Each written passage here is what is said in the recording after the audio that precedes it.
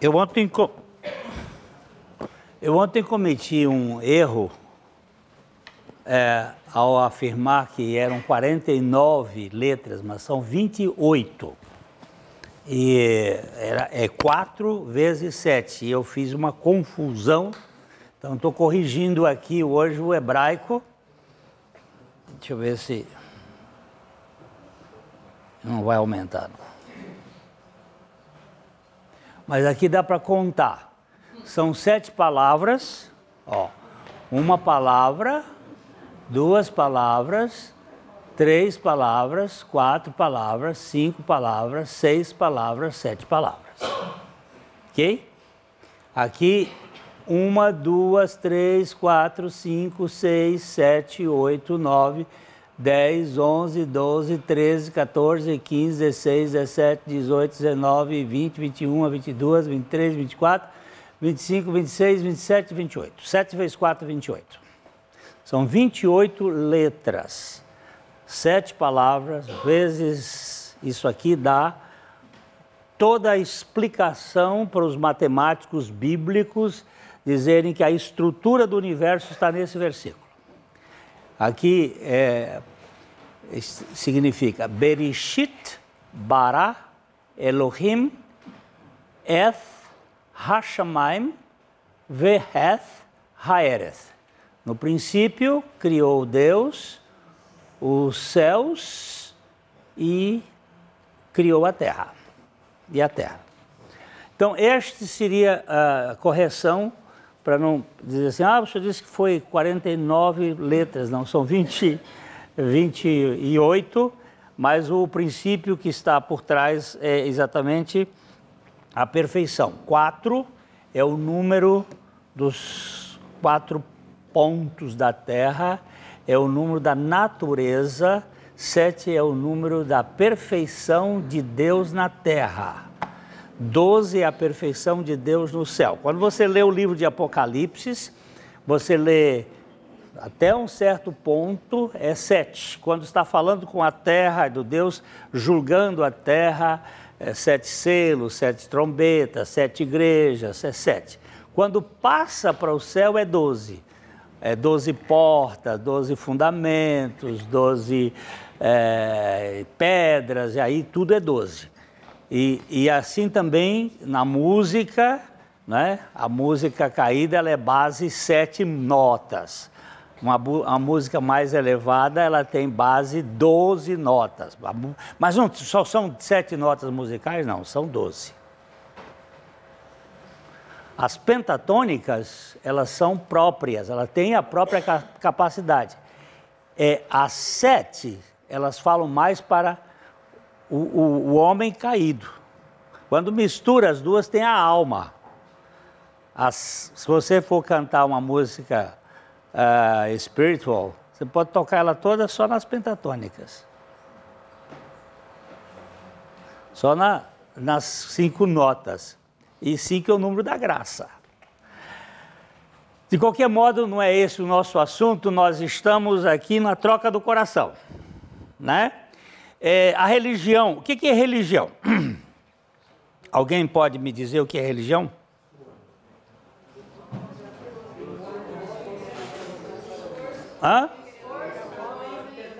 É esforço do homem em tentar se religar com Deus. Significa que houve uma separação, houve uma morte espiritual,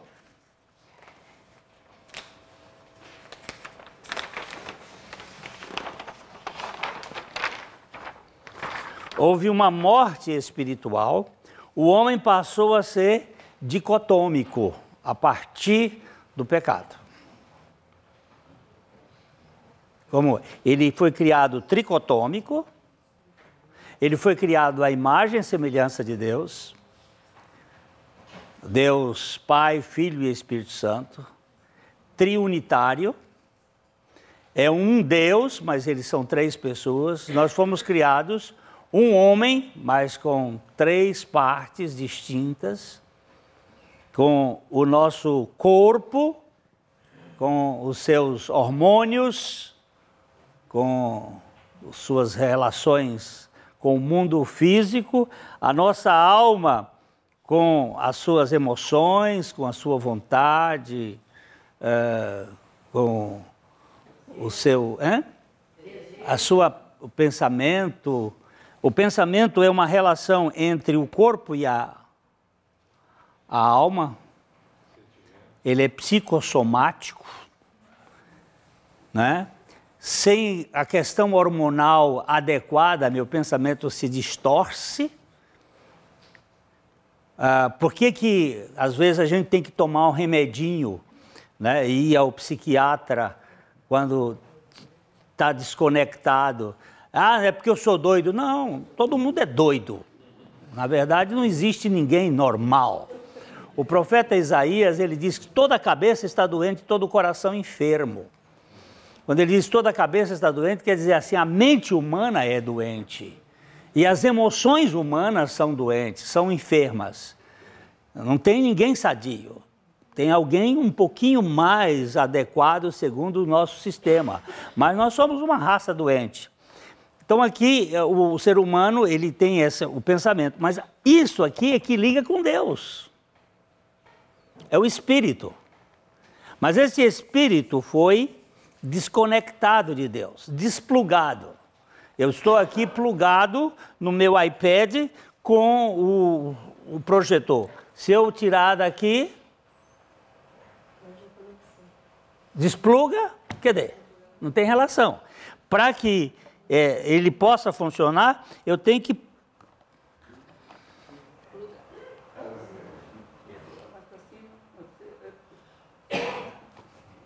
Pronto.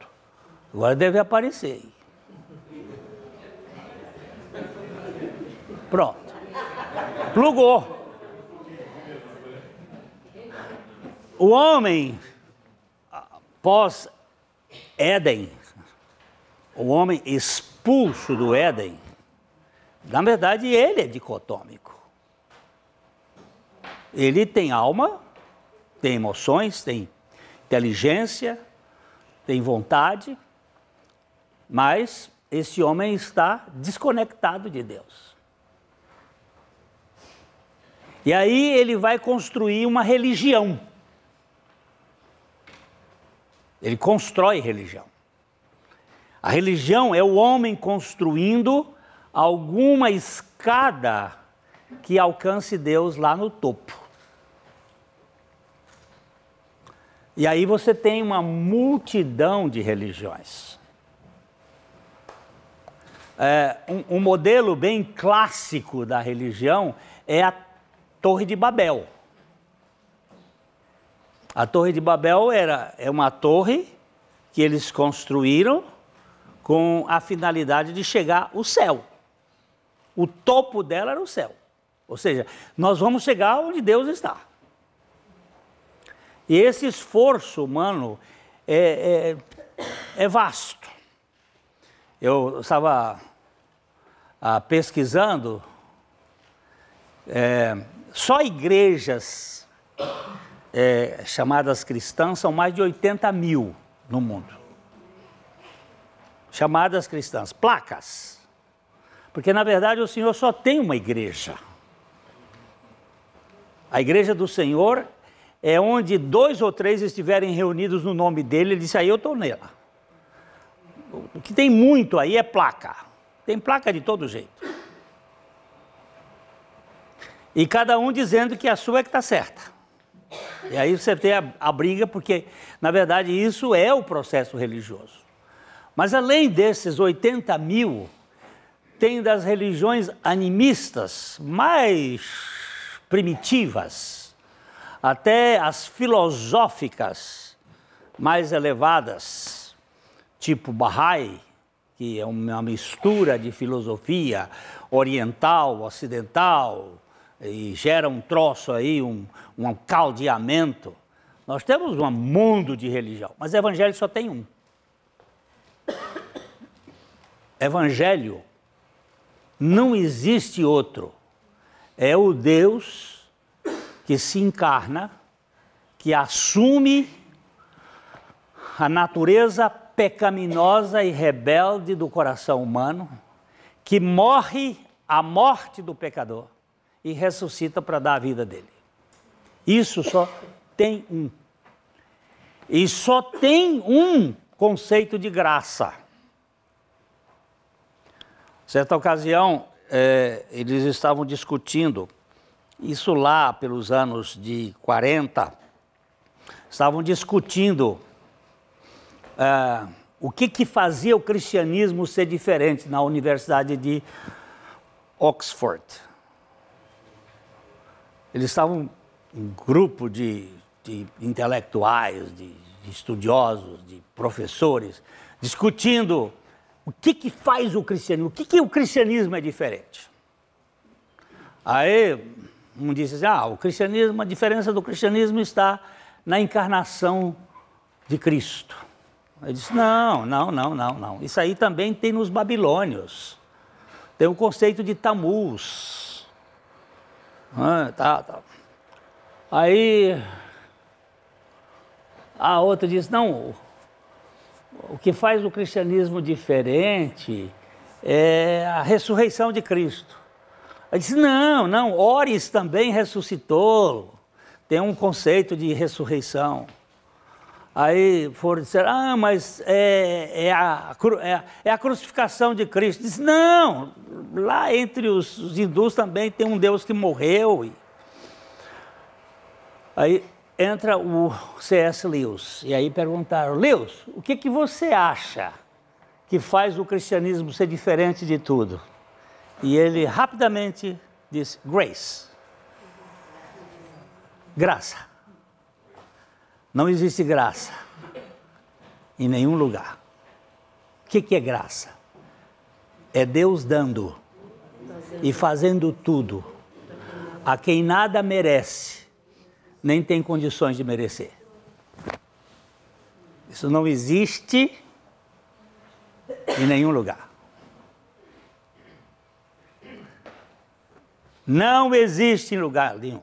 Graça, você pode procurar, não existe uma religião que fale de graça.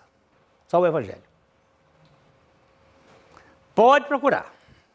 Eu já fiz eu tenho uns 5 livros sobre religiões comparadas, de autores que gastaram tempo.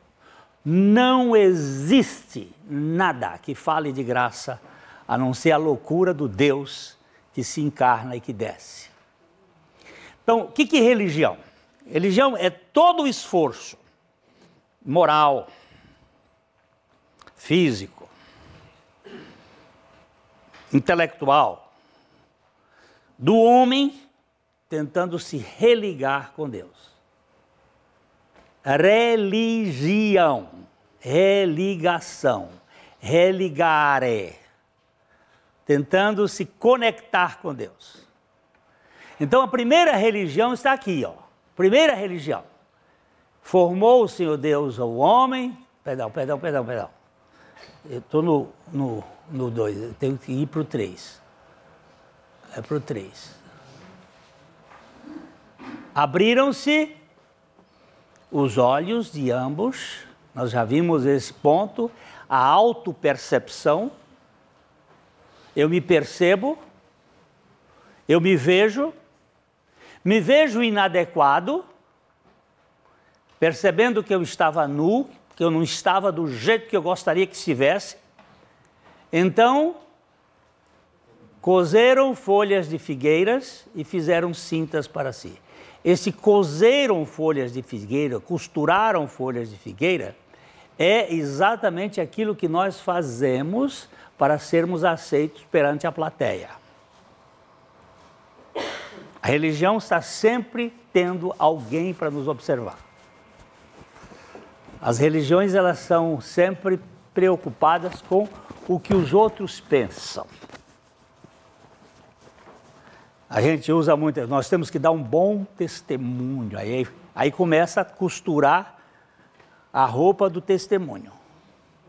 Nós temos que ser, não é Cristo sendo em mim, sou eu. Aí eu começo a olha, isto não é comportamento de uma pessoa renascida.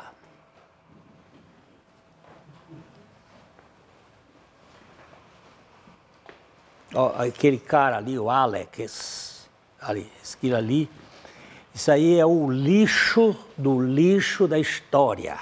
Com certeza, professor. É, não, eu conheço sua vida e você conhece, ele sabe. E um dia ele chegou para o pastor Abuchaim.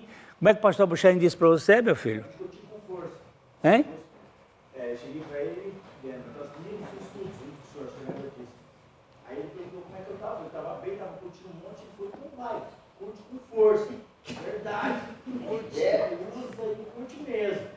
Eu fiquei assustado com aquilo. Cheguei para minha mãe e falei, mãe, o pastor mandou curtir com força, eu não tanto. Aí ela pegou, ligou para ele e falou, o que está acontecendo? Segui para lá na casa dele. E eu segui a risca essa parte. Só que a parte que ele falou para mim, que junto com o que ele disse, reza, ora para que Deus tenha um plano na sua vida. Se Deus tiver um plano, ele irá se cumprir, não vai se frustrar. E essa parte eu não peguei, eu peguei a parte que eu tive força. Graças a Deus eu estou aqui, e a misericórdia de Deus, porque o plano de Deus não se frustra. É verdade, meu filho. Esse menino aí já esteve na morte umas 2, 3 vezes. Droga, tudo que você possa imaginar, o braço dele é todo cortado de droga, tem veia entupida, mas o negócio é o seguinte, curte sua vida, vá para o inferno feliz, mas se Deus tiver um projeto na sua vida, Ele te tira do inferno. Nós temos que entender que Deus é poderoso, gente. Que não pode ser frustrado nenhum dos seus projetos, dos seus... Quem falou aqui foi o X. A religião é como um regime autoritário. É. Modela comportamento. Comportamento. Mas não tem graça. Não tem. Ele é... Ó, a educação informa. A educação... Não. A escola informa. A religião reforma. Mas só Jesus transforma. O que deforma? Hein? Tem alguma coisa que deforma. É, o pecado deforma. A escola informa. A religião reforma. Mas só Jesus transforma. Só Jesus. Não tem conversa. Não é? O pecado deformou totalmente. A escola vem e informa. Dá uma porção de coisas boas. Ninguém vai dizer que é ruim. Conhecimento, desde que não seja a educação do PT, mas normalmente o conhecimento informa.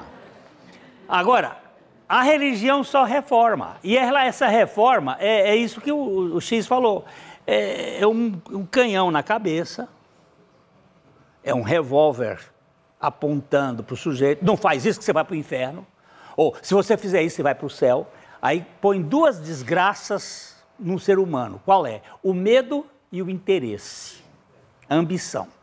Com o medo de ir para o inferno, eu me retraio. A vontade de ir para o céu, eu fico doidinho querendo fazer. A religião trabalha com esses 2 lados. A Madame Guyon pegou uma tocha numa mão, um balde d'água na outra e foi para frente do Versalhes, no tempo de Luís XV. Um balde d'água na mão, uma tocha acesa na outra e gritava assim: eu quero com essa tocha botar fogo no céu. Eu quero com esse balde d'água apagar as labaredas do inferno.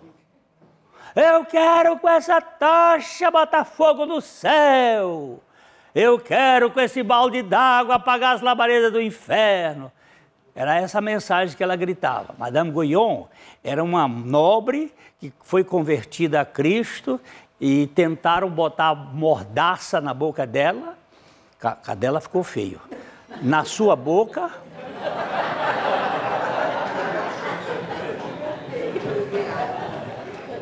O marido a trancafiou, só o arcebispo de Paris lhe deu a guarida, que era o arcebispo Fenelon, que era um homem nascido de novo. Mas a religião da época proibiu. E ela fugiu um dia e foi para Versalhes gritar isso. E o que é que aconteceu? Alguém gritou lá de cima: mulher, você está louca? Você quer botar fogo onde não tem fogo e apagar fogo onde tem fogo? Por que você está falando isso? Isso da janela do palácio, ela lá na praça. Ela diz para que ninguém busque a Deus com medo das labaredas do inferno, nem por interesse das ruas de ouro do céu, mas por aquilo que Ele é. Louca! Ela era lúcida. Tinha nada de loucura. Hã? Louca por Deus. Eu quero que vocês busquem a Deus pelo que Ele é. Ele é amor. Ele é graça. Mas a religião é isso aqui.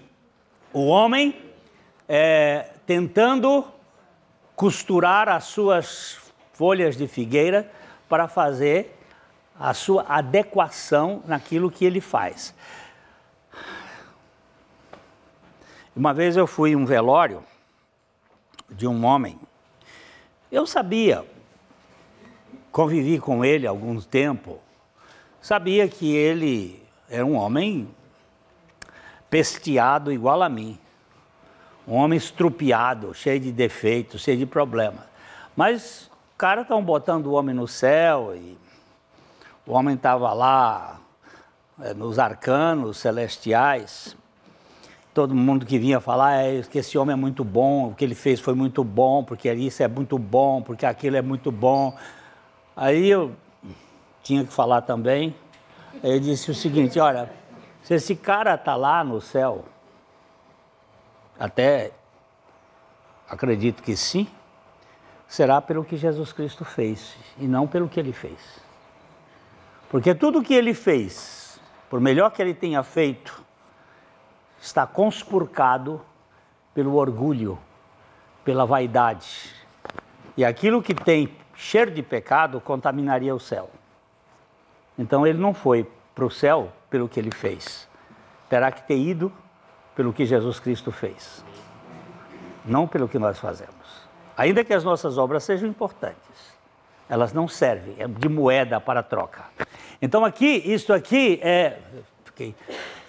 é exatamente o problema da religião. Cozer folhas de figueira e fazer cintas. Agora você vai ver o Evangelho, bem nesse mesmo texto. Depois que Deus trata, depois que o Senhor Jesus vai tratar com o Adão, com a Eva e com a serpente, ele trata tudo e vai dizer aqui no versículo 15, que ele ia pôr a inimizade entre a cobra e a mulher, entre a descendência da cobra, isto é, nós, e o seu descendente, Cristo, porque Cristo iria ser ferido na cruz, iria ser morto na cruz, mas ele na cruz iria pisar na cabeça da serpente, iria esmagar a serpente dentro de nós, e ele viria viver dentro de nós como o Cordeiro de Deus. Em seguida, ele fala com a mulher, ele diz que a mulher iria ter filhos, que ele iria multiplicar as dores e os sofrimentos da mulher na sua gravidez, que a mulher iria parir com dores. Aliás, aqui essa versão é um pouquinho melhor, a outra versão diz, tu parirás com dores. E meu pai disse que essa era a única profecia que nunca tinha sido cumprida. E a mulher parirá com dores, porque ela nunca pariu um condor, só pare menino. Então, é daí que eu aprendi a fazer trocadilho, né? Mas a mulher parirá com dores e o teu desejo será para o teu marido e ele te governará. Mulher que não é governada pelo marido é infeliz. É verdade. E marido que não sabe governar a mulher por amor é tirano. Ok? Está dito isso assim de passagem? Tirano? É tirano. Ah, você quer tirando? Não, é tirano. É a filosofia de Tiro e não a filosofia da graça. Aí ele diz que é tiranossauro. É tiranossauro também. É tiranossauro. Aí ele diz assim, Adão disse, visto que andaste, não atendestes a voz, que atendestes a voz da tua mulher, marido que fica escutando voz de mulher, e come da árvore que eu te ordenei. O marido tem que ouvir primeiro a voz do Senhor para depois conversar com a mulher, senão vai dar problema. Porque mulher é danada para fazer a cabeça de marido. Né? Maldita é a terra por tua causa. A segunda maldição, a primeira maldição é a serpente. A segunda maldição é a terra por causa do pecado de Adão. Ela nunca mais iria produzir da mesma maneira. Em fadiga obterás o sustento durante os teus dias. Ela produzirá também cardos e abrolhos. A terra não tinha espetos, não tinha espinhos, não tinha nada que gerasse morte. E tu comerás a erva do campo. No suor do teu rosto comerás o teu pão, até que tornes a terra, pois dela foste formado, porque tu és pó, e ao pó tornarás. E deu o homem o nome de Eva. Este nome, Eva, não foi dado por Deus, senão foi dado pelo homem à mulher. E aí você tem que estudar a Eva mitocondrial que existe dentro de nós. Uma mulher só. Você pode ser filho de muitos pais, mas nós somos filhos de uma única mulher, que ela é a mãe de todos os seres humanos. Agora, aqui está o Evangelho. E fez o Senhor Deus vestimenta de peles para Adão e sua mulher e os vestiu. Aqui está o Evangelho. Quem fez? Fez o quê? O que o casal fez antes? O que foi que o casal fez antes?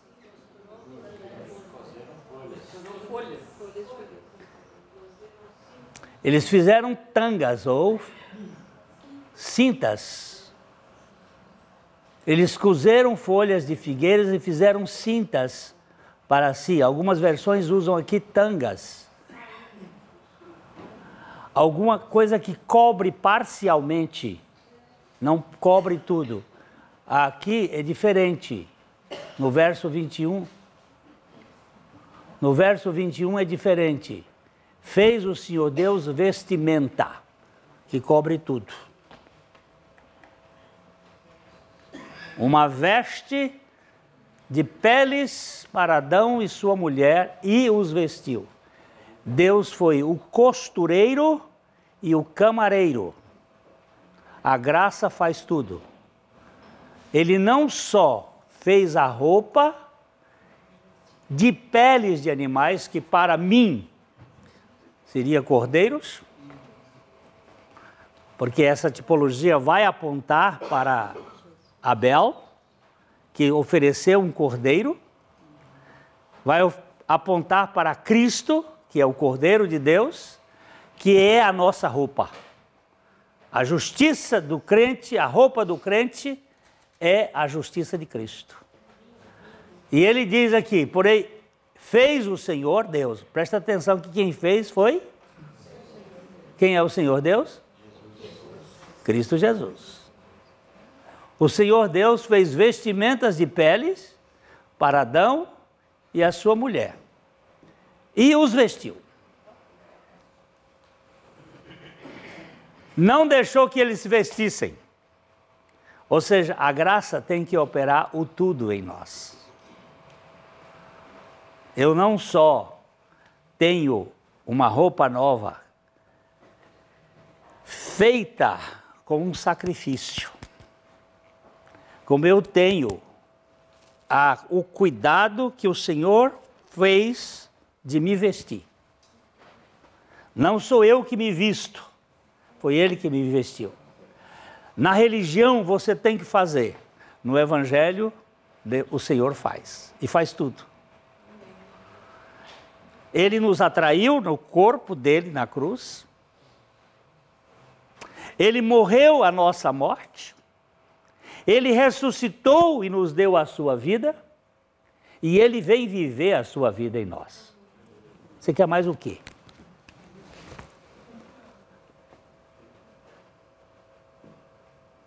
Eu tenho que ser o testemunho de Jesus Cristo. Não, você tem que morrer para Cristo viver em você. Aí não, eu tenho que ser uma bênção. Você tem que morrer. A bênção é Cristo vivendo em você. É não mais eu, mas Cristo vive em mim. Mas e o que é que eu faço? Morra. Creia na sua morte. E Cristo vai viver em você.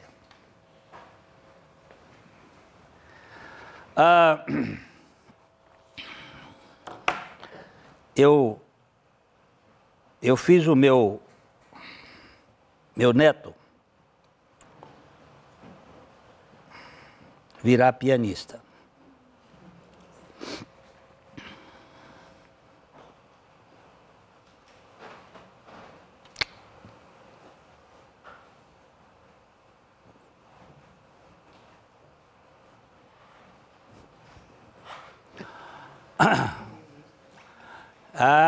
Ele chegou, eu digo, você quer ser pianista, Felipe? Ele disse, quero, vovô. Então vamos tocar.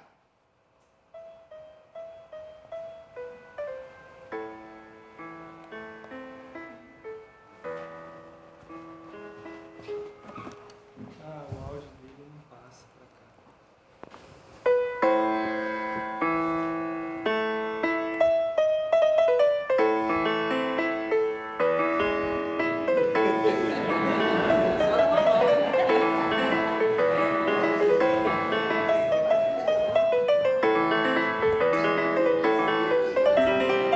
Pastor, eu sabia que você tinha esse dom.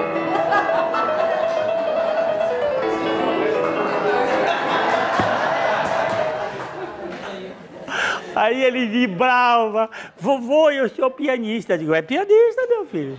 Qualquer nota que você tocar, ele toca. Fica numa tecla só. Onde você pode bater uma tecla sozinha, quer ver? Vamos.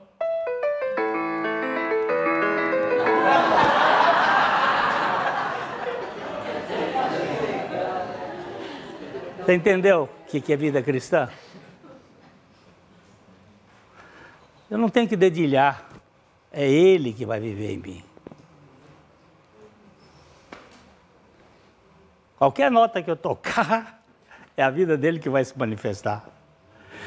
Troca de coração não tem nada a ver com aperfeiçoamento do velho Adão.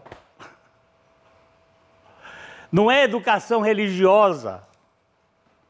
Você pode ficar na igreja 200 anos, fazendo curso de especialização, vamos fazer agora um curso especial sobre santidade. Sabe o que dá? Merda. Está gravado e vai ficar assim mesmo. Porque isso também tem na Bíblia. Quando o profeta Elias estava zombando dos profetas de Baal, ele fez uma pergunta, será que ele não está lá na casinha fazendo o que se faz em casinha? Aqui os tradutores põem assim uma coisinha mais amena para não chocar tanto, mas é o que nós sabemos fazer de especial. Agora, o Cordeiro de Deus, hein? Desde bebê. Desde bebê. O Cordeiro de Deus, ele vem fazer em nós, vai trocar o coração. Então, esse problema nosso, se vocês quiserem, eu toco várias músicas, viu? Eu sou pianista, eu e o Felipe ficavam, a avó às vezes dizia, vem almoçar. E ele lá tocando comigo, nós dois, ele toca, Felipe, aqui, agora você vai tocar Beethoven. E ele tocava Beethoven, agora você vai tocar, pronto. Agora você vai tocar o quê? É Cristo que vai tocar em mim. Então, nós temos um ser humano dicotômico.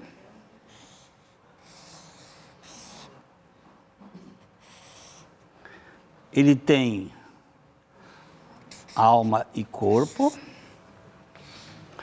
Ele tem inteligência, emoções, vontade, ele tem instintos, ele busca isso, ele trabalha, ele faz, ele vai para lá, para cá, mas cadê vida espiritual? Nenhuma. Não tem vida espiritual. Então, nós temos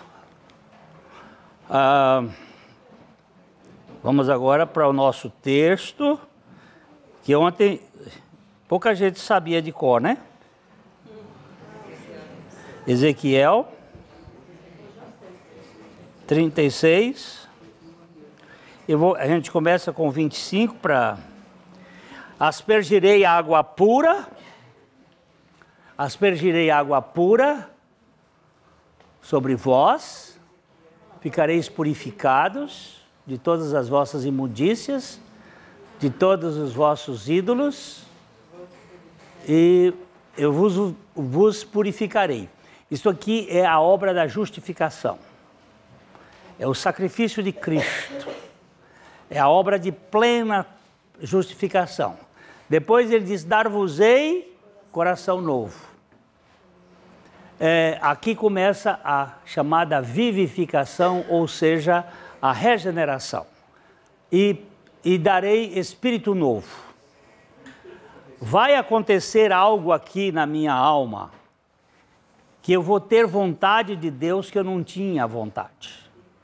Porque ele vai fazer, eu vou botar em vermelho só para mostrar que isso aqui foi feito depois por Cristo. Eu dar-vos-ei um espírito novo.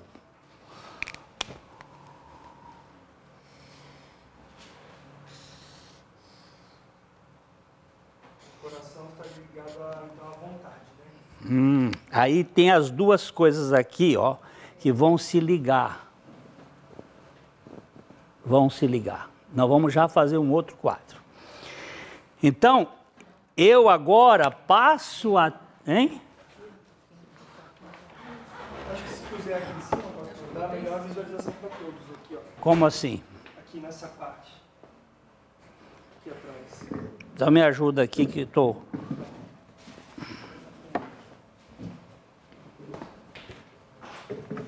Para nós aqui e para os irmãos ali também. Dá para ver daí, daqui? Então, agora aqui, isto aqui vai ter relação com a Trindade.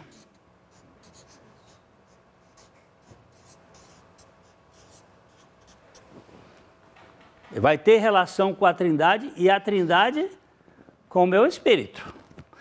Porque o homem natural é daqui para baixo. O homem psiquicon, ele não tem entendimento das coisas espirituais. Porque elas se discernem espiritualmente. Então ele tem que fazer um espírito novo. Aí ele está dito ali, ó.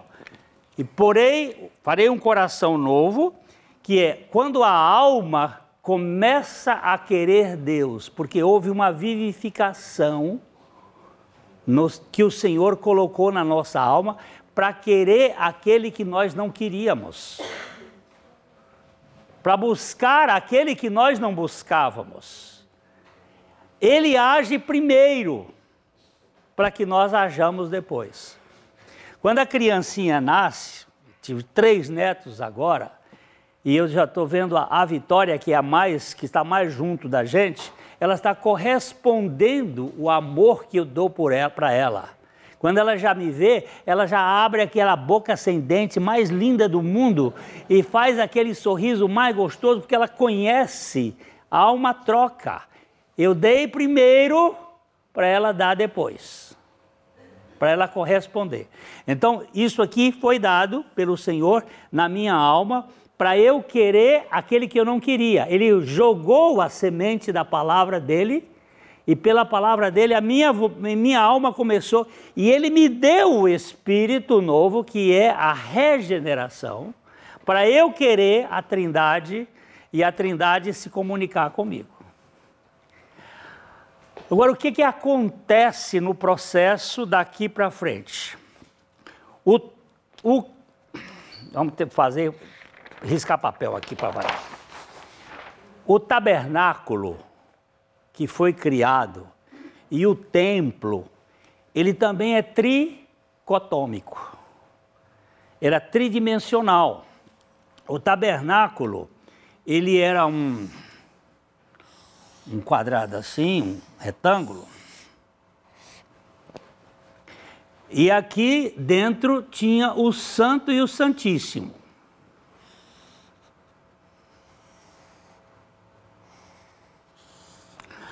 Essa região aqui é o átrio. Para eu entrar aqui, tem uma porta. Nesta porta aqui, eu só podia entrar com um carneiro, com um bode ou com um boi, para fazer sacrifício. Aqui tinha um altar, aqui uma bacia. Eu entrava com o meu carneiro, meu cordeiro, aqui o sacerdote fazia a transmigração do pecado meu para o carneiro, botava a mão na minha cabeça, botava a mão no carneiro, passava o pecado que estava em mim para o carneiro, me dava uma adaga e eu furava o carneiro. Tum! Quem furava sou eu, não era o sacerdote. Pegava o sangue, botava numa bacia, numa vasilha, pegava o cordeiro e oferecia o cordeiro aqui. Se purificava e entrava aqui. Aqui tem 1, 2, 3, 4, 5 colunas. Para entrar aqui, ele tinha que se purificar e ele entrava por uma porta que tinha aqui. Ele entrava, aqui estava a mesa da propiciação, aqui estava o candelabro.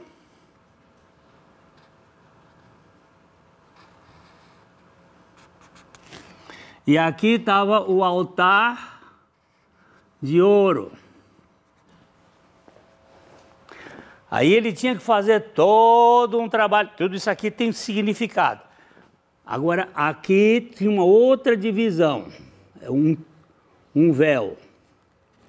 Neste véu, tinha uma coluna aqui, outra coluna aqui, outra coluna. Não, é uma coluna aqui, outra aqui, outra aqui. Então, tem 3 passagens, 1, 2, 3, tá? Ficou mal feito aqui. 3 são aqui, e a porta fica aqui, ó. O véu era partido aqui no meio, tá? Aí aquele véu era feito, ele tinha cerca de 7 centímetros de largura, pesado, feito de tecido, de pelo de carneiro, muito grosso, pesado, ali, fechando. Uma vez por ano, o sacerdote entrava aqui, aqui tem uma arca,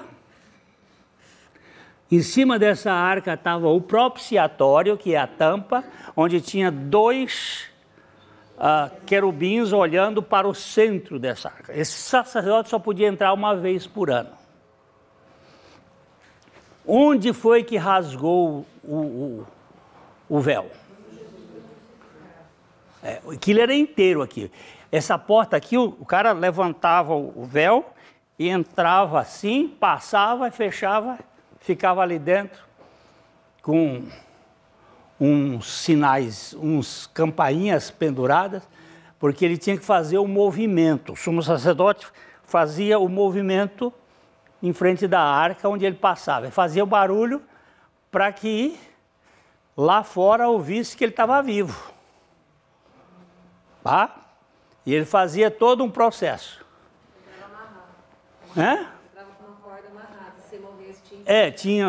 Essa é uma das versões que diz que colocava uma corda. A Bíblia não fala exatamente isso, mas é uma tradição de que ele tivesse uma corda amarrada na cintura para puxar. Mas, vamos lá.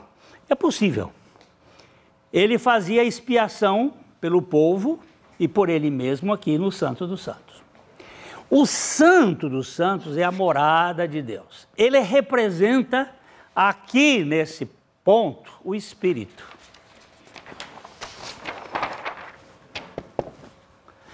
O santo representa a alma, que precisa desses 3 elementos aqui. Porque na nossa alma nós temos vontade, emoção e pensamento. Esses 3 elementos são elementos aqui que tipificam. Aqui aqui só tem a arca e o propiciatório faz parte da arca, mas são 2 móveis. A arca era feita de madeira de acácia. Madeira de acácia. Acácia é espinheiro. É um espinheiro, representando a natureza humana, recoberta por uma película de cerca de 5 milímetros de ouro por dentro e por fora. Onde representava o ouro a natureza divina. Ouro por dentro, ouro por fora. Em cima de quê? De uma madeira de acácia. Você vê que os espinheiros só aparecem depois do pecado, aparecendo a natureza humana caída. Jesus tomou a natureza humana caída, morreu uma morte que não era dele, mas ele estava revestido com o ouro que representa Deus. Aqui, tudo aqui é cobre, aqui é prata, aqui é ouro. Aqui também é ouro, esses elementos são ouro, mas os representantes aqui é prata. Ouro, cobre é sacrifício, prata é o preço da redenção, ouro é a natureza divina. Agora, ele vai nos regenerar, tirar o coração de pedra, ou seja, o coração de Adão, colocar o coração de Cristo, para que nós possamos fazer a vontade do Senhor. Você acha que Deus vai dormir no ponto? Ele não vai fazer aquilo que ele programou, fez? Ele faz e ele tira. Agora, rasgou aqui. Para quê? Primeiro, para que a luz que está aqui, entre aqui e a presença daqui venha para cá. Quando o Senhor nos regenera, Ele cria uma passagem do espírito para a alma. E a vida de Deus que está no meu espírito, começa a trabalhar com a minha alma.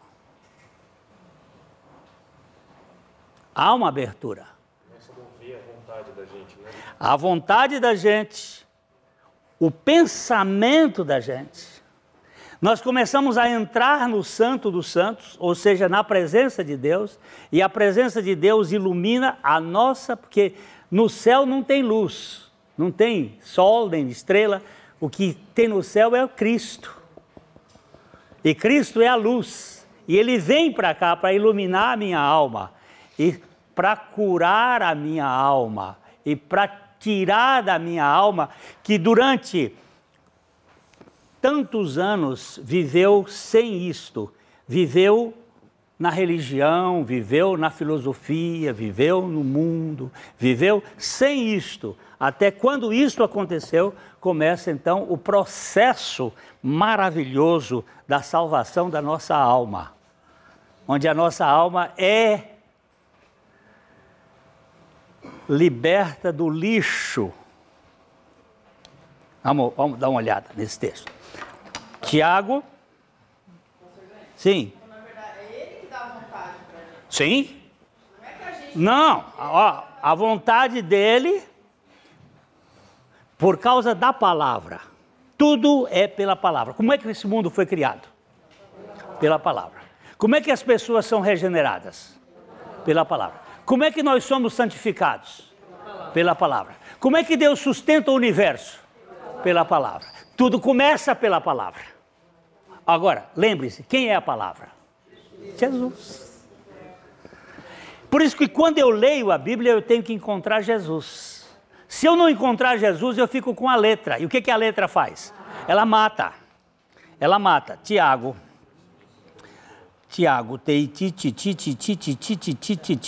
cadê Tiago? Tiago 1. Vamos ver, 18? Vamos aqui. Ó, ele diz aqui. Pois, o quê? segundo o seu querer. Quem é esse seu aqui? Ó, ele começa aqui: não vos enganeis, meus amados irmãos, toda boa dádiva, todo dom perfeito são lá do alto, descendo. Eu volto a chamar sempre. Quando você vir descendo, você fique bem contente. Porque esse descendo é o evangelho que desce. Descendo do Pai das luzes, em quem não pode existir variação ou sombra de mudanças. Então, ele está falando do Pai das luzes. Pois, segundo o seu querer, ele nos gerou pela palavra da verdade, para que fôssemos como que as primícias das suas criaturas. Como as primícias das suas criaturas. As criaturas que ele criou primeiro para que nós pudéssemos ganhar esta dimensão. Aí ele vai dizendo aqui, um pouquinho mais para frente. Sabeis estas coisas, meus irmãos, todo homem, pois, seja pronto,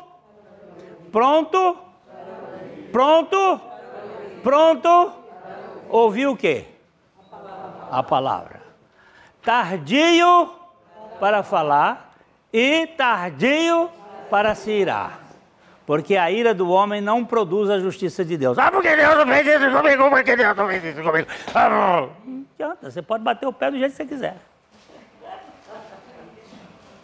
Não vai produzir a justiça de Deus. Agora preste atenção a esse versículo 21. Portanto, já que você recebeu a palavra, você, segundo o seu querer, ele nos gerou pela palavra da verdade, para que nós fôssemos. Se você sabe disso, você seja pronto para ouvir. Portanto, despojando de toda impureza e acúmulo de maldade. Onde é que está essa impureza e acúmulo de maldade? Na alma, meu irmão. Onde é que você formou essa alma? Neste mundo. Como? Conhecendo, tendo relacionamentos, fazendo isso e aquilo. O que foi que você recebeu neste mundo? Lixo!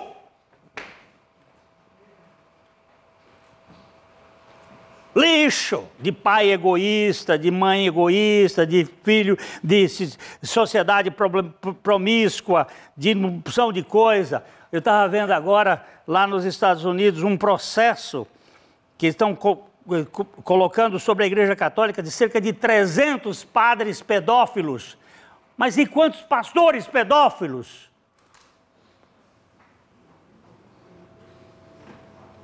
Dentro da igreja? Está cheio assim. Eu mesmo seria um pedófilo se o Senhor não tivesse tido misericórdia de mim, porque eu fui abusado. E o abusado normalmente se torna um abusador.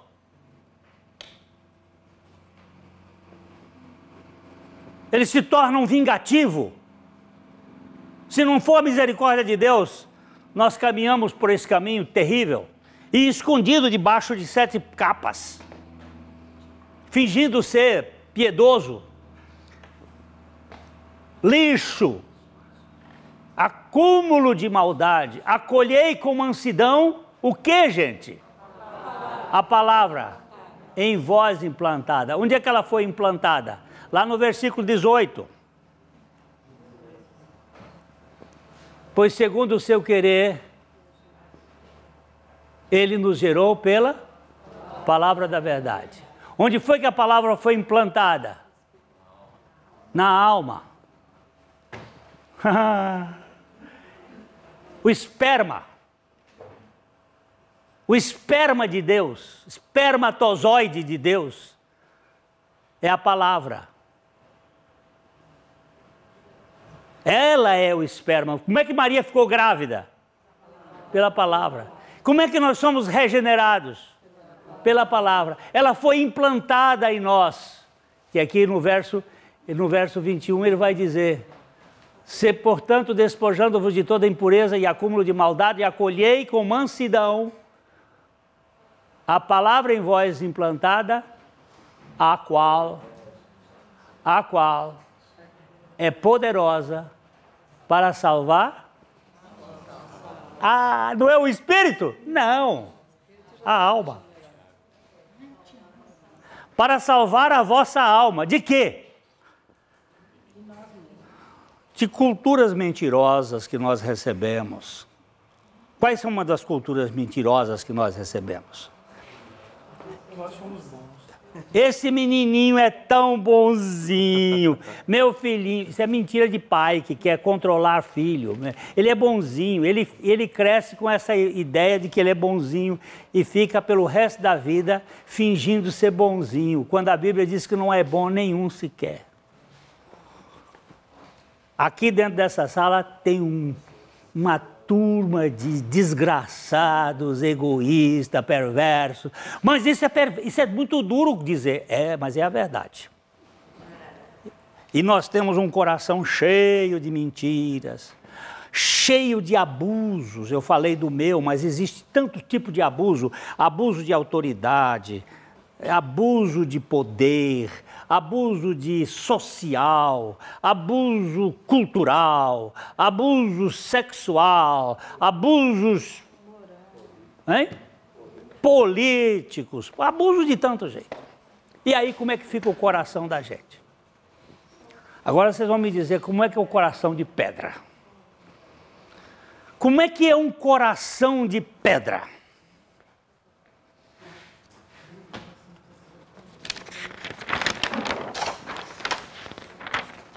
A que hora que tem que acabar, Sueli? Você que manda. Cadê? Ela sumiu? Foi arrebatada. Hein? Ainda não. 11 horas é o café. Já está na hora do café.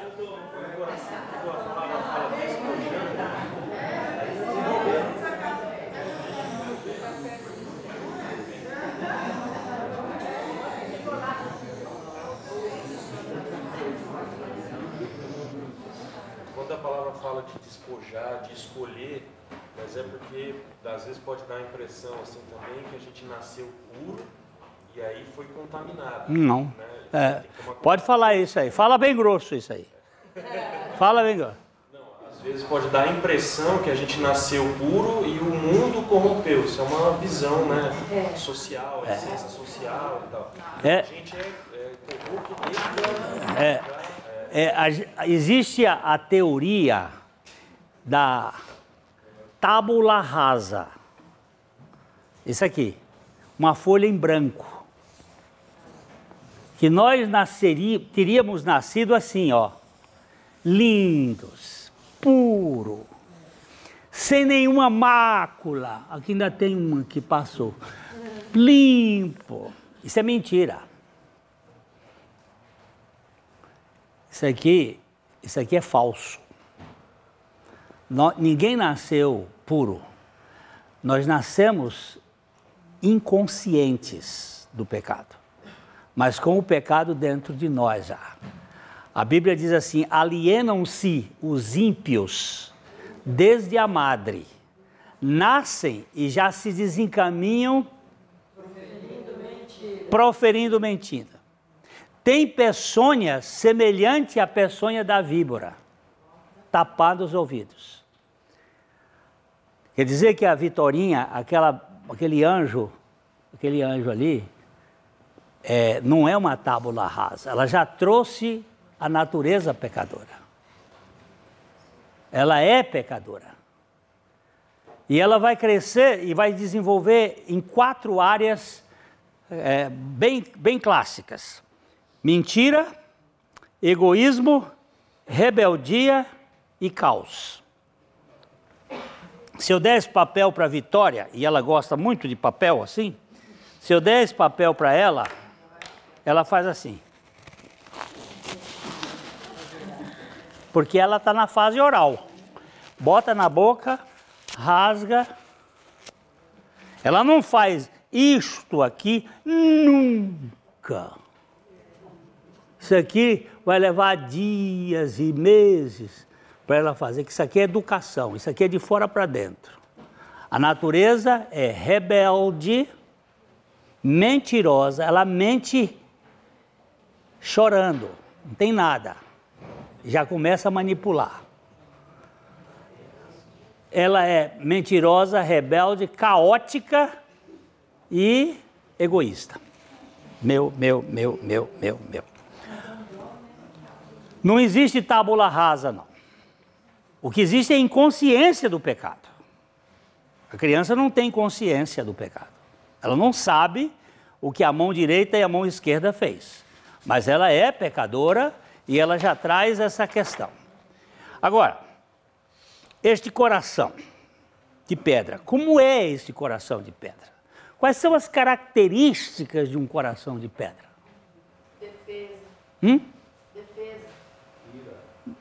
Defesa, ira. Eu dei 4 agora e você não vê? Ele é ego. O coração de pedra é voltado para ele. Característica do coração duro. Ele não tem sensibilidade. É ego. É vantagem. Aí você pode botar tudo que ligado a ego. Outra característica dele. Mentiroso. O egoísmo vem do ego.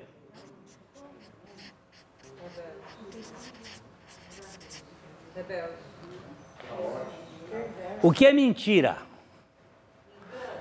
Engano. É a natureza de Satanás. Ele é o pai da mentira.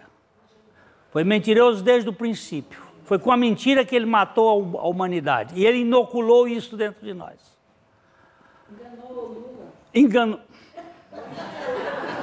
O pior é que enganou nós juntos.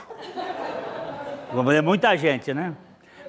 Mas é mentiroso. O coração de pedra é mentiroso. Ele é falso.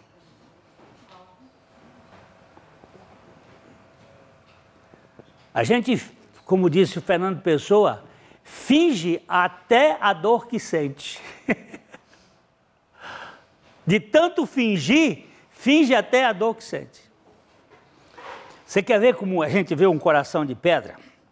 O sujeito está sendo muito abençoado, com tanta coisa, mas tem uma dorzinha no joelho por causa de um problema do menisco. Aí começa, para chamar a atenção dos outros. Está doendo.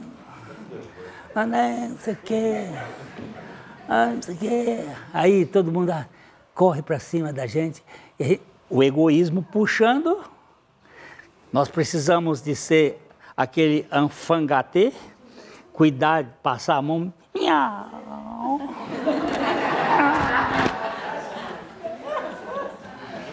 Ô bichinho complicado!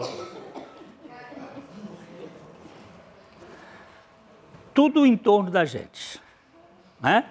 Mentiroso, mente deslavadamente. Eu não estou falando do Lula, porque o Lula não mente. Não, ele não mente. Ele é que não tem nenhum conceito de verdade.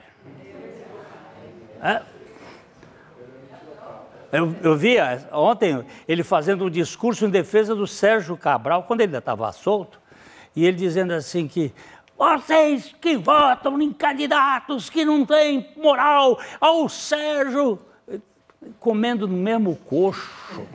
Os caras não têm a mínima. Mas não estou falando aqui. Estou falando aqui de Glênio mentiroso. Desesperadamente corrupto. Corrupto!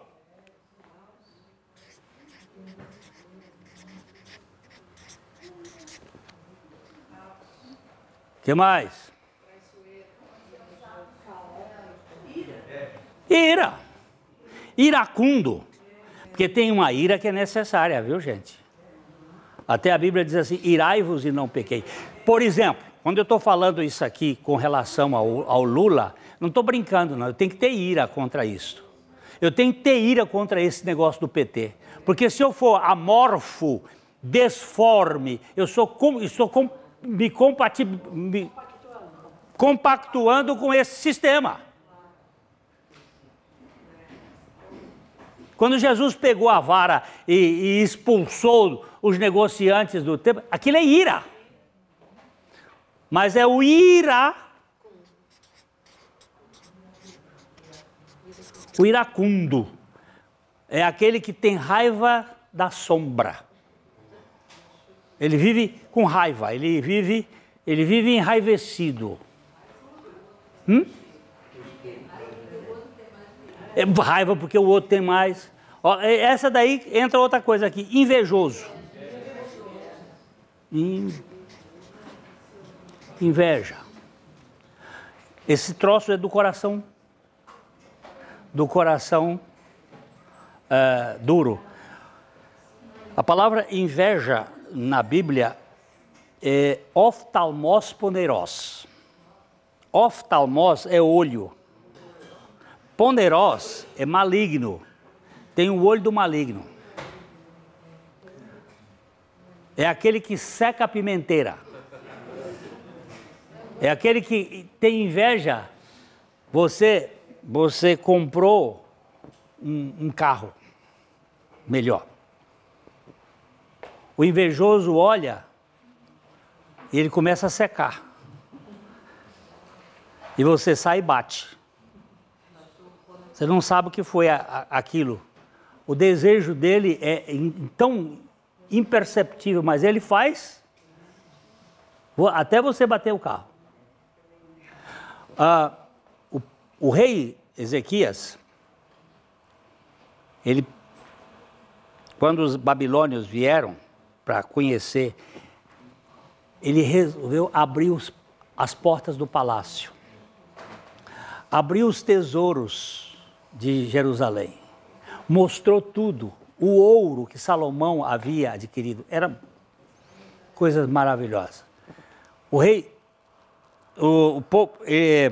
quando o profeta soube, ele foi lá e disse assim: o que você fez? Quem eram aqueles que vieram lhe visitar? Ah, eles vieram de longe, são os babilônios. E o que você fez? Eu mostrei tudo. Ele disse: você não sabe o de errado que você fez. Sabe o que eles vão fazer agora? Vão tomar tudo disso de você. Você quer que eu diga para vocês uma coisa? Nunca mostre o seu sucesso para ninguém.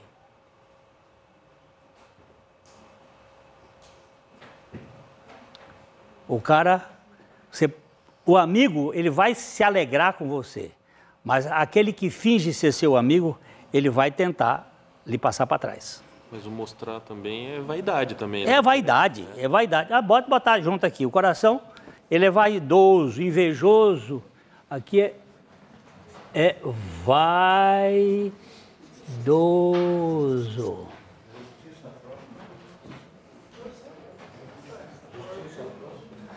Justiça própria.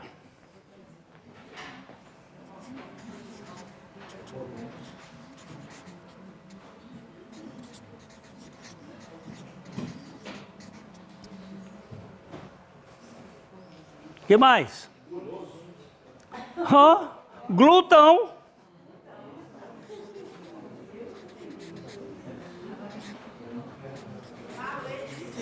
Hã? Não entendi.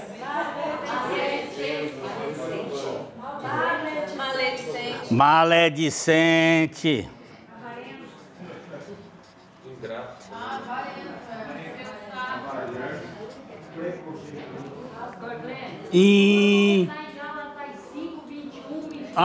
Ingrato. Rebelde. As obras da carne, pode botar ali. Eu só estou botando aqui só para suscitar você. Esse papel aqui não cabe. Avareza.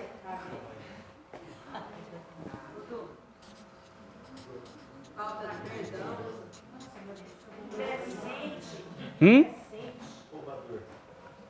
Fala mais alto.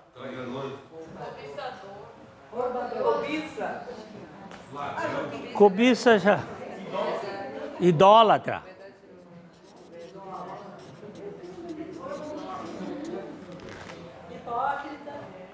Hipócrita. O quê? Indecente.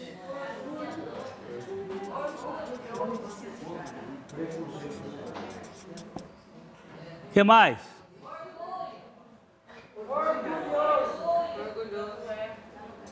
Malicioso.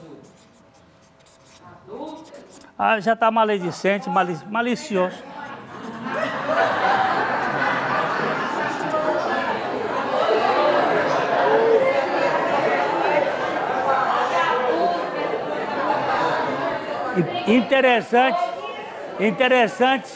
Interessante que nós não passamos por os pecados mais baixos, quer ver? Ele começa assim: as obras da carne são prostituição, impureza, lascívia, são todas ligadas, a mais baixas é a sexual. Nós não usamos um aqui sequer, porque essa é uma das coisas dessa sociedade muito movida a achar que isso aí é natural. Não. Pastor, mas gritamos. Hein? Quando gritamos aqui, safado, sem vergonha, foi pensando nessa parte. Foi nessa parte, então. Safado. É safado sem vergonha mesmo.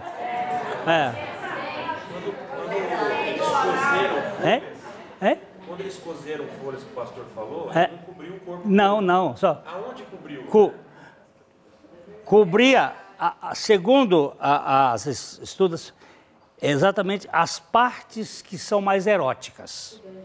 Porque a palavra nudez estava ali.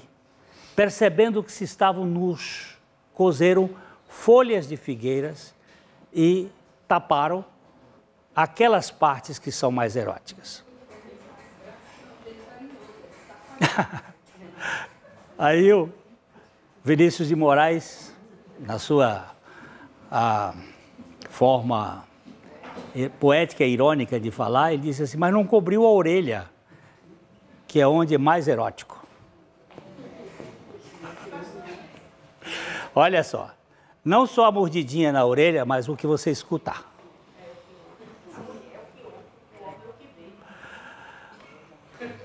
É muito erótico. Eles cobriram o menos erótico, talvez. Porque você vai descobrir, por exemplo, que entre os índios não existe...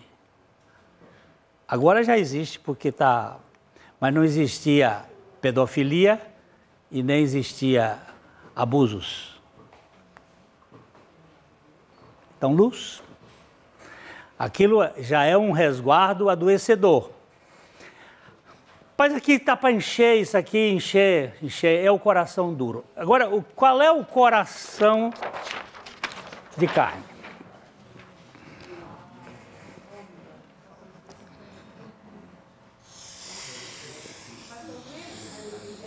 A passividade é resultado do coração. O quê?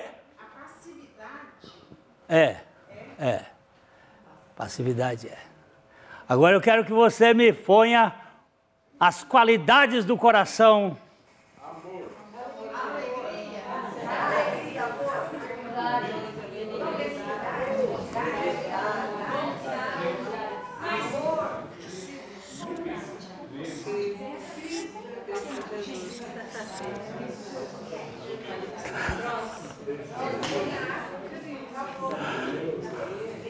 Cristo Jesus.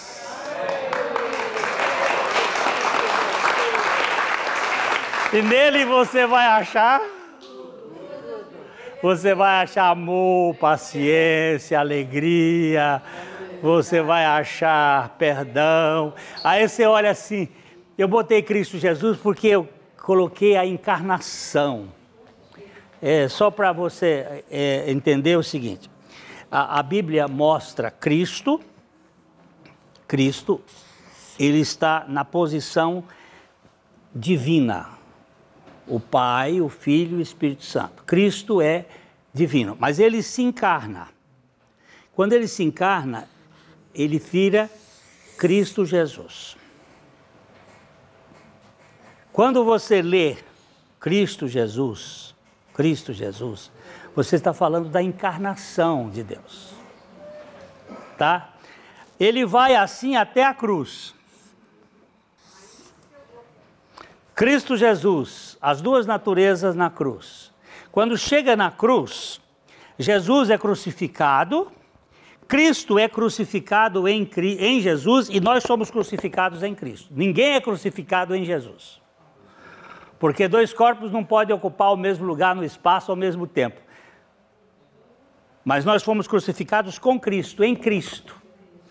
Quando ele ressuscita, ele agora ressuscita Jesus Cristo. Aqui é Deus homem. Deus homem. Aqui é homem Deus. Sabe o que significa isso aqui? A Trindade foi modificada. A Trindade foi modificada eternamente.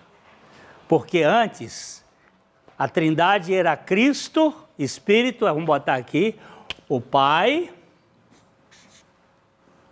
mais o Filho, que é Cristo, mais o Espírito Santo. Eles todos eram Espírito.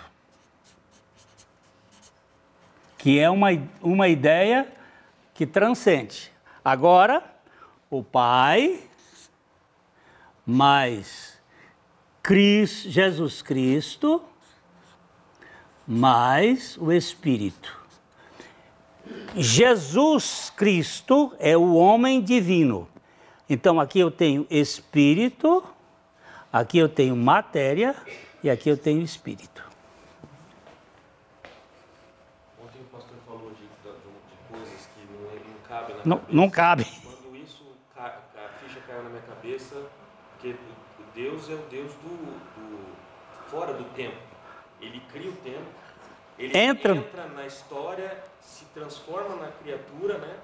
Nasce como humano e depois nunca mais ele se larga. Nunca mais solta. Isso não é assustador? Hã?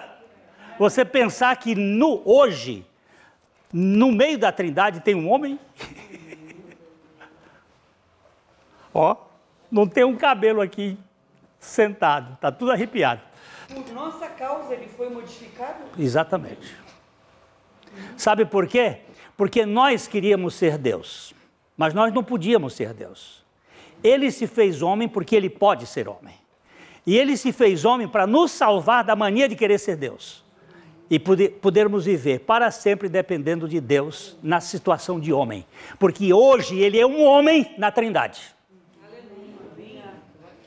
É assustador isso. Sem sangue. Por quê? Porque a vida da alma está no sangue. E ele perdeu a sua alma para viver totalmente na dependência do Espírito. Nem isso a gente pode falar, né, pastor? É? A gente, como olhando, né, é uma coisa de justiça própria também, a gente podia falar assim, o senhor fica aí na eternidade, o senhor pode tudo, o senhor conhece tudo, o senhor vê tudo. Você não sabe como é que está aqui. Não, ele sabe. Você não sabe o que é essa merda aqui. Ele sabe. Ele sabe. Ele esteve no fosso, ele foi até o inferno para nos tirar de toda a nossa cadeia. Assim, quem foi que levantou a mão lá? Foi Marieta. Baseado lá em Timóteo, que fala que nós somos, que Cristo, Jesus, foi justificado no Espírito, a gente pode afirmar que na cruz ele teve morte espiritual? Ele teve morte espiritual porque ele foi desligado de Deus. Quando ele disse assim, meu pai, não foi meu pai, não. Meu Deus! Ele não chamou Deus de pai, ele chamou meu Deus, por que me viraste as costas? Ou seja, por que me desplugaste? Por causa disso tem tanta gente que não quer saber de Deus. Ninguém quer saber de Deus. Ninguém. E se hoje nós estamos querendo saber de Deus, fique sabendo que foi Deus que botou essa coisa dentro de nós. E por que ele não botou nos outros? Vai perguntar para ele. É aquela história da serpente que ficou homem e Cristo tem o antídoto. Exatamente. Ele teve que entrar na raça picada, receber os efeitos da picada, que é a morte, não o pecado, porque ele não tinha, mas ele tinha que receber a picada, mas ele teve que levar os meus pecados. Porque se os meus pecados não tivessem sido jogados sobre ele, ele não teria morrido na cruz. Você sabia disso? Porque a causa da morte é o pecado. Porque o pecado teve que matar. Quem matou Jesus? Não foram os cravos, foram os meus pecados que foram jogados. Deixa eu ver onde é que está esse texto. Espera aí. Foi para minha paz. Eu não estou escutando. Fala de novo. Não só sobre. Vamos ver aqui. Foi para a minha paz. Não está? Coloca aflição, eu estive em aflição, era a palavra-chave. Grande amargura. É Isaías. Grande amargura. Grande amargura.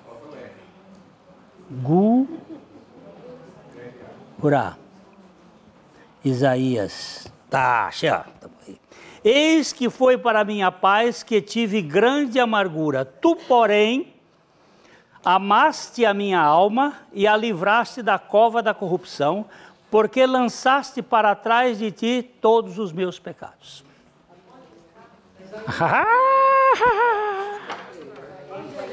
Isaías 38, 17. Agora vamos fazer aqui uma coisa. Ele está falando do Pai. Foi para a minha paz que eu tive grande amargura. Isto é o rei Ezequias dizendo. Tu, porém, amaste a minha alma e livraste da cova da corrupção e a livraste da cova da corrupção, porque lançaste para trás de ti todos os meus pecados. Quando o Pai virou as costas para o Senhor, aqui vai ser, o Fernando vai representar o Senhor na cruz, e eu estou representando o Pai. E Patrícia fica aqui na frente.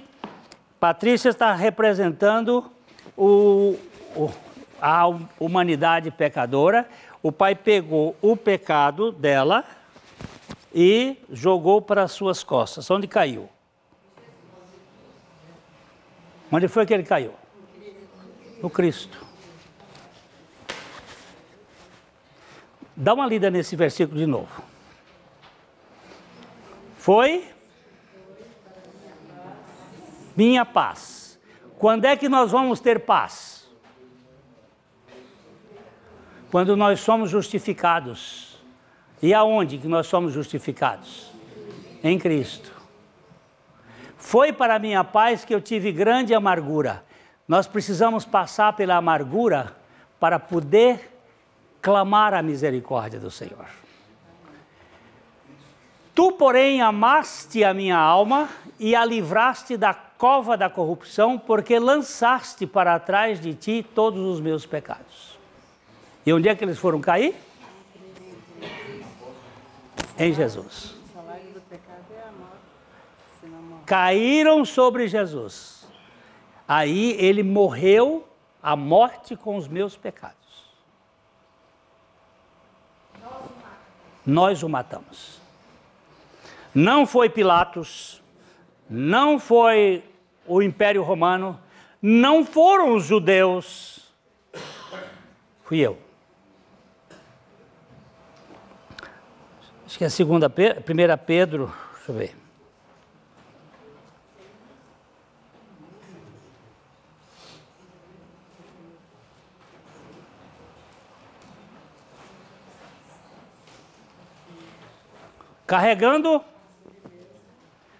Carregando ele mesmo em seu corpo, sobre o madeiro, os nossos pecados. Para quê?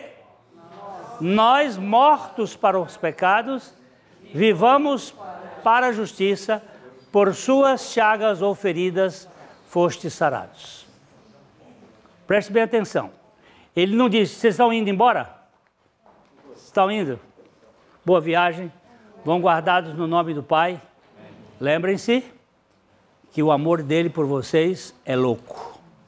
Ele não quer de vocês religiosos, mas filhos. Filhos dependentes da suficiência do Pai. Boa viagem. Ó, queridos, presta atenção.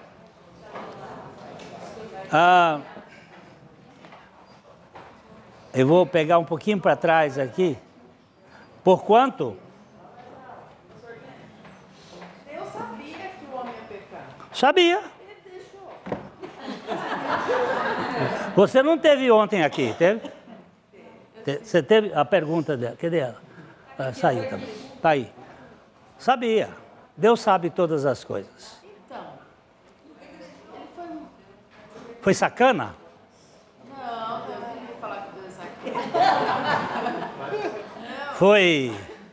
Foi cruel? Não foi nem sacana nem cruel, eu não sei o que ele foi. Tá bom. Isso aqui pode querer ser... essa caneta aqui pode querer ser essa caneta? Pode querer, mas Não, pera. Usa a lógica. Tá, não. Não. Por que ela não pode querer? Porque ela não tem vontade. Ok. Um cachorro pode querer ser um gato? Por quê? O cachorro tem instinto. Oxe, eu senti o chorinho da minha neta. Ai, meu pai. Vem cá, meu amor. Então, olha aqui. O cachorro pode até olhar para o gato e tererê, mas ele não pode querer ser, porque ele não tem vontade. Pelo menos no que se estudou até hoje, não é, doutora? Agora, o homem, ele tem inteligência, ele tem emoções, ele tem vontade. Na vontade dele, ele pode querer ser Deus. Pode ou não pode? Deus, agora eu vou fazer uma coisa. Deus pode todas as coisas, mas ele poderia criar um ser pessoal sem vontade? Não. Ele pode todas as coisas, mas ele não pode contrariar os seus próprios princípios da criação. Ele não pode criar um homem sem vontade. Porque para ser pessoa, tanto anjos como homens, tem que ter vontade. Se não tiver vontade, não é homem. Ele não criou o homem para pecar, mas criou o homem com vontade. E o homem com vontade poderia querer ser como Deus, ainda que não pudesse ser, porque ele é finito. Deus não pode... Estou usando os argumentos do Kierkegaard. Deus não pode criar um ser infinito, porque se ele criasse um ser infinito, criaria a si mesmo. E se ele criasse a si mesmo, ele seria criador e criatura. E ele não pode ser criatura porque ele só é criador. Isso é o Kierkegaard pensando. Então Deus criou um ser finito, perfeito, homem com vontade. Este ser finito, perfeito, com vontade, pode querer não ser um ser finito, perfeito e com vontade. Pode querer ser o infinito. Neste querer é que veio a rebeldia. Vamos pegar o texto que explica isso. Onde é que eu estava?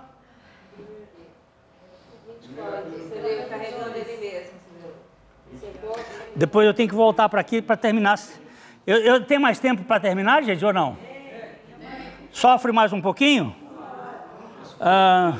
Tem a palavra dele e as leis dele, né? Que ele coloca acima do nome dele. Exatamente. Ele não podia negar-se a si mesmo. Seria uma coisa tirana, né? Tipo, eu sei que o homem vai pecar, então eu já vou destruir ele antes. Ué, ele não sabia que Lúcifer ia cair também? Ele sabia. Sabia. Mas por quê? Ele ia ser contra o que ele é. Seria contra a própria natureza dele. É louco e de amor. Ó, bem-aventurado o homem que suporta com perseverança a provação, porque depois de ter sido aprovado, receberá a coroa da vida, o qual o Senhor prometeu aos que o amam. Ninguém, never, ninguém, ao ser tentado, diga eu sou tentado por Deus, porque Deus não pode ser tentado pelo mal e Ele mesmo a ninguém tenta. Ao contrário, cada um é tentado pela sua própria cobiça, pela sua própria vontade, pela sua própria concupiscência, quando esta o atrai e seduz. Então a cobiça, a vontade, depois de haver concebido, dá à luz o pecado, e o pecado, uma vez consumado, gera morte. Tanto Satanás como Adão, eles não pecaram porque Deus o tentou. Mas eles pecaram porque ele tinha vontade. Agora a questão que se pergunta é o seguinte: Deus poderia criar um homem sem vontade? Hein? Hein? Deus, ele pode tudo, mas ele poderia criar uma pessoa sem vontade? Daí seria um robô. Vamos deixa a Patrícia falar aí. A gente tem, então, assim, uma responsabilidade sobre as nossas escolhas. Então, assim, como que a gente junta, tá? Para a gente não seguir tendo responsabilidade sem cair na letra, como é que eu descanso, né? Como é que eu realmente deixo a Cristo viver em mim e sigo tendo responsabilidade sem ser legalista. Ok. Isso é uma questão relacional. Isso é questão relacional. Quando o Senhor me toca, é a questão. Eu falei da minha neta. Quando eu me manifesto a ela, à medida que eu me manifesto a ela, ela vai ter afeto comigo e ela vai ter responsabilidade nessa troca. Não pode ser algo obrigatório, porque senão vira um legalismo, eu vou criar. Isso é uma questão do amor. É o amor que move isto, de uma maneira muito íntima. De maneira que eu não quero desagradá-lo, porque o amor dele me supre em tudo. Eu tenho um exemplo que talvez possa ajudar. Tinha um cara lá no Rio de Janeiro que era um playboy. Tinha um grupo de playboys que ele convivia, aqueles moços mulherengo, festeiro, lá do posto 2, lá no Leme. Era uma vida rica. Hã? Chamava Clube dos Cafajestes. Clube dos Cafajestes. Cara lá daquele grupo mesmo. E esse moço encontrou uma menina, uma moça. Começaram a namorar. E ele tiveram aquela noite de despedida, muita farra, muita festa, tal. E os colegas disseram assim: mas você vai casar agora, 40 anos, você vai casar? Isso é no meu tempo de jovem que se casava mais cedo. E ele diz: não, é porque eu quero ter filho, eu quero isso, eu quero babá. Você vai... Rapaz, eu não vou deixar o nosso grupo. Pode saber que eu não vou deixar.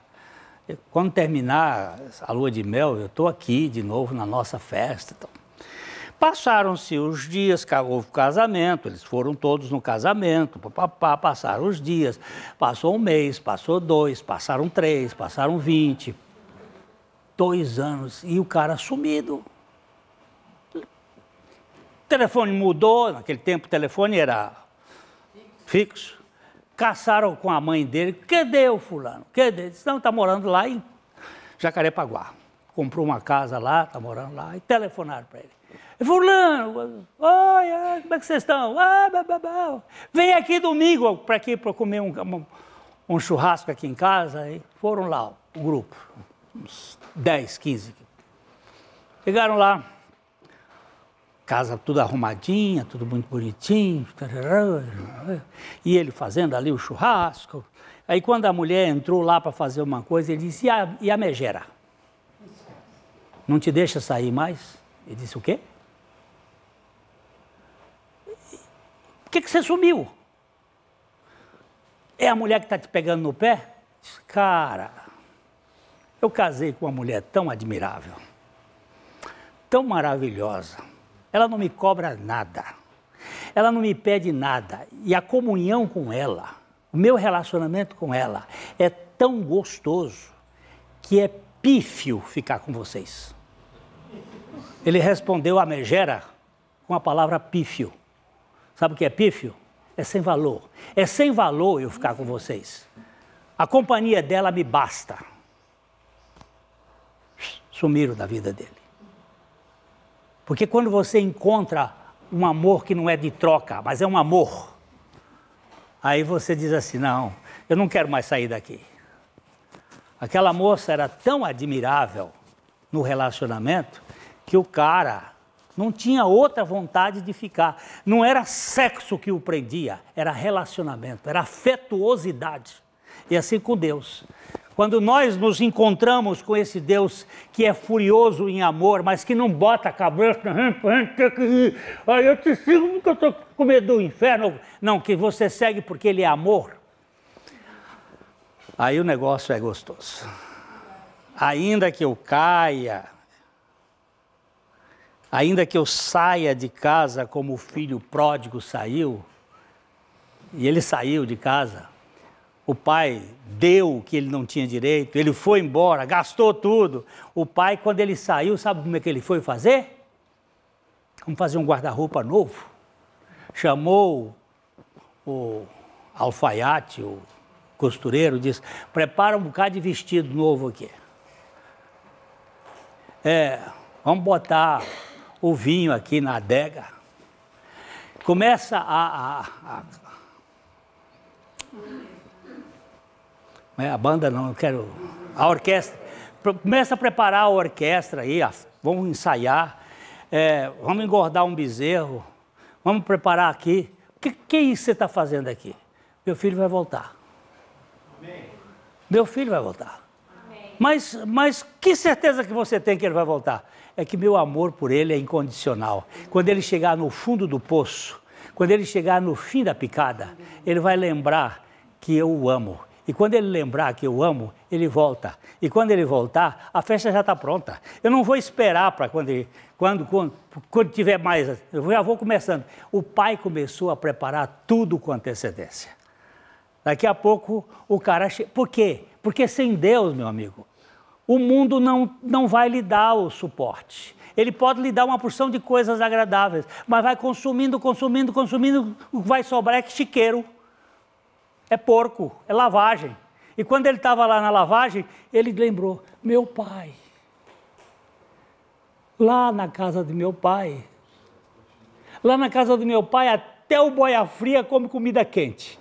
Meu Deus, o que eu vou fazer? Eu vou me levantar daqui, eu já estou num fracasso, eu vou para a casa do meu pai, eu vou dizer a meu pai, pai, eu pequei contra o Senhor, e perante os céus, perante ti, perante os céus, eu não sou digno de ser chamado teu filho, me trata como um dos teus trabalhadores. Preparou o discursinho dele e lá foi.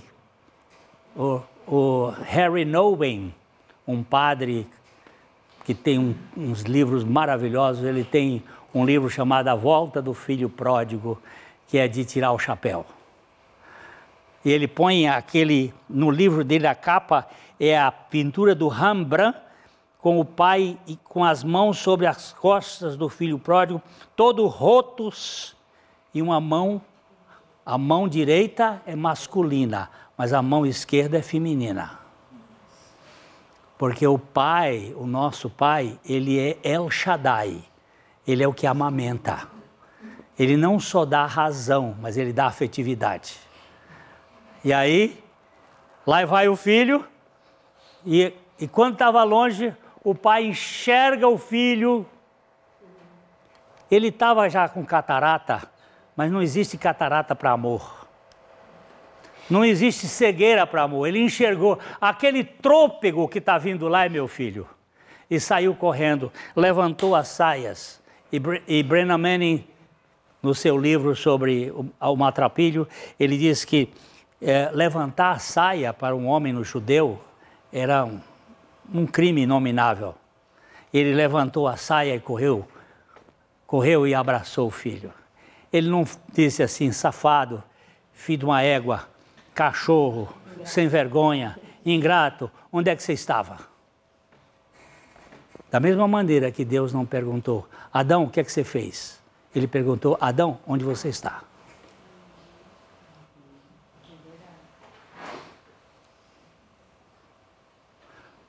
O pai abraçou e beijou. E o filho começou a fazer o discurso. Pai, eu pequei contra os céus perante ti, não sou digno de...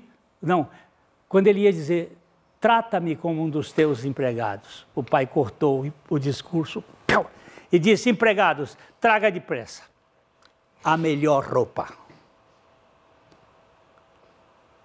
Não é o pijama. Não é uma roupinha, é a melhor roupa, é a roupa da festa. Traga sandália para os pés. E o anel de distinção do príncipe. Prepare o bezerro cevado, porque este meu filho estava perdido e foi achado. Não se achou, porque ninguém se acha. Nós somos achados. Estava morto e reviveu. Gente, você quer um negócio maior do que esse? Isso é graça, né? Hã? Isso que é graça. Isso é graça e mais graça. Mesmo sabendo que criou o homem e que o homem podia pecar por causa da sua vontade, este Deus entra na raça humana, assume o pecado da raça, morre uma morte que não é dele, carrega sobre si a nossa sujeira toda, quita a conta. Te ama do jeito que você é, não do jeito que você quer se mostrar. Ele não usou de Meritocracia nenhuma. É graça, minha filha. É a única palavra que só tem no cristianismo. No cristianismo de Cristo, não no cristianismo da religiosidade. É graça sobre graça. O pai não impediu que ele fosse curtir tanto que ele quisesse, né? Não. Vai com força. Pode ir. É o que o pastor Abuchaim disse para o Alex. Aproveita a sua vida, meu velho. Vai e gasta tudo. Viva intensamente. Viva no pecado até você se chafurdar. Eu aprendi a dar umas respostas assim um tanto rústicas, porque as pessoas às vezes chegam...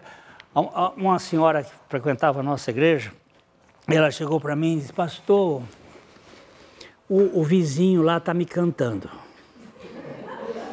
Ora, vai trazer isso para pastor, mas está querendo alguma coisa.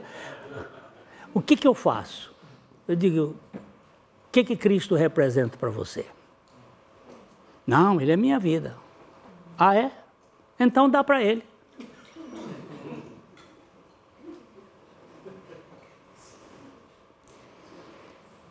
Ele é tua vida? É. Então, se ele é tua vida, vai com ele para um motel. Você está louco? Não. Você está dizendo que ele é tua vida. Ou você só tem teologia. Ou você só tem ideia.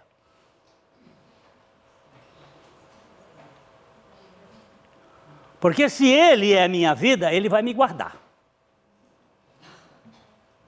Ele é poderoso. Eu não preciso botar regra. Agora, se você quer chamar atenção, essa é uma forma que você está usando para chamar atenção. Saiu de lá pisando dessa altura. Falou para o marido dela que eu fui muito deselegante. E o marido veio me procurar. Eu digo, você sabe por quê? Quer que eu conte todo? Não, eu não. Agora você vai escutar da boca dela. Boca dela.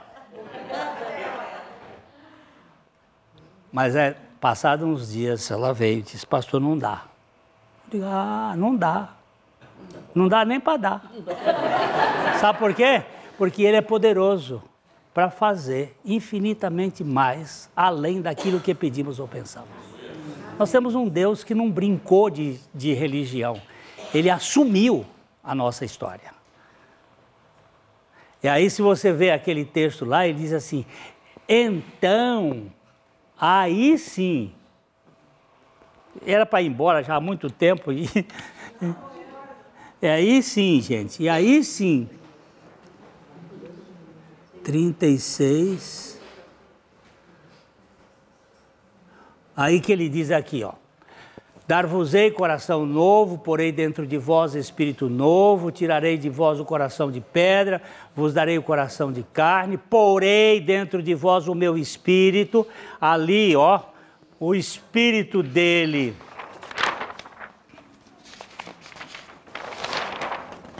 O espírito dele vem ficar aqui no nosso espírito, a trindade não fica mais lá, não é comunhão mais. Aqui era comunhão no tempo do pecado, antes do pecado era comunhão, aqui é habitação.